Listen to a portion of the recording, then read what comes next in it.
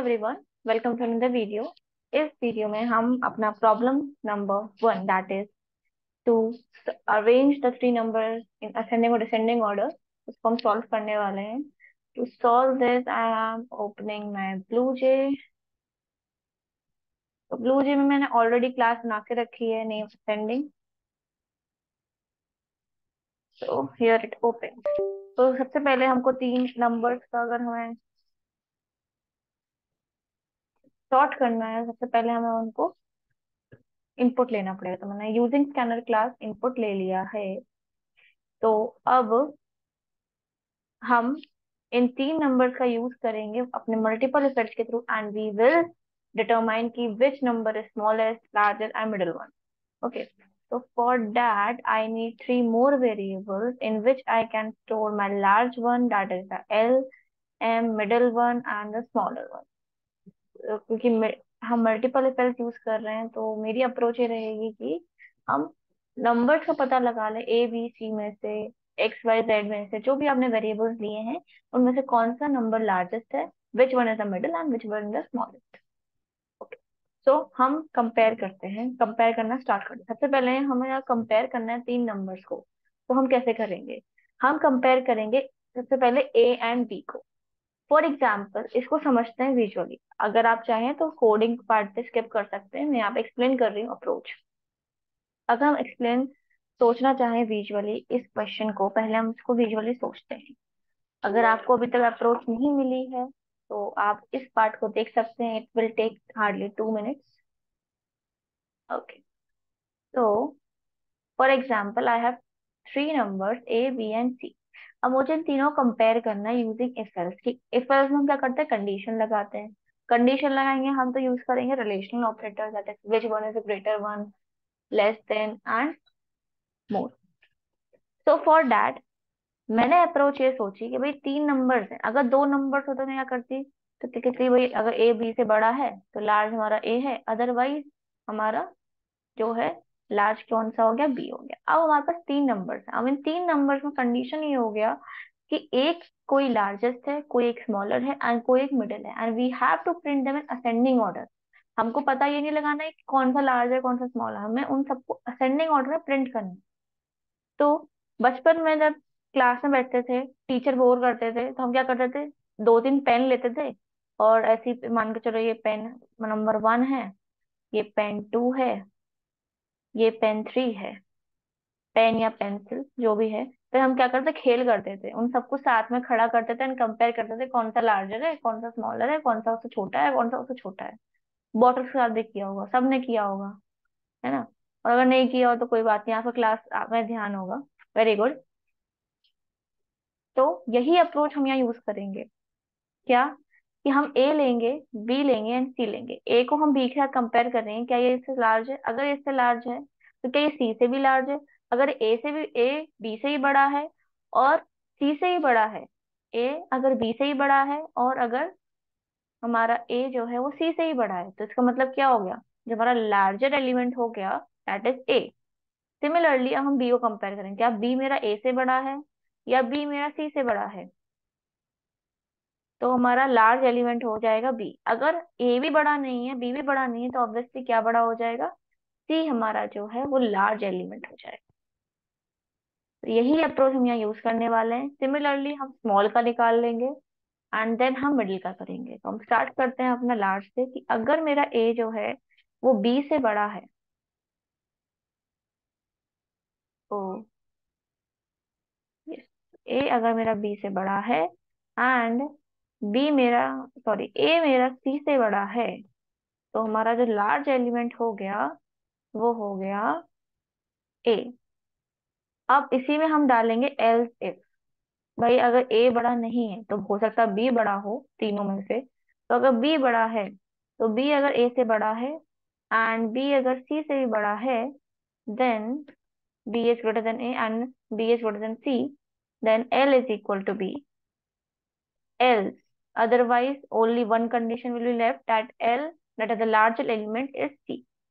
So in this particular if else block, these three blocks, we find out which number is larger. Now we have to know the middle one and the smaller one. तो smaller one को पहले हम find करेंगे। So if a is less than b and a is less than c, we will can say that smaller number is a. Otherwise, else if b is less than a and b is less than c, then we can say smaller number is b. Else smaller number is c. अब हमें चाहिए middle number. तो middle number को निकालने के लिए हम simply condition लगा सकते हैं कि if my a is not equal to l and if my a is not equal to s, यहाँ पर l आ गया एंड s आ गया, that is larger number and the smaller number। हमको चाहिए middle number. We know that we have only three numbers, so we can easily determine which one is the middle one। That number which does not is which is not largest and not the shortest। ऐसा number जो ना larger है ना shorter है, that number will be a middle number। So if a is not equal to l, that is large number, अगर a large नहीं है और a small नहीं है, then obviously a जो होगा वो middle number होगा। Else if b is not equal to l, sim बिल्कुल same, b is not equal to s, m is equal to b, else otherwise the only condition left with us is that c will be the middle number, so we will easily say that m is equal to c। So now we can print these numbers in ascending order or descending order, whatever you like। So we know that the one which the statement or the text which is in inverted commas will be printed as it is, and the text which is not in inverted commas will be printed as value।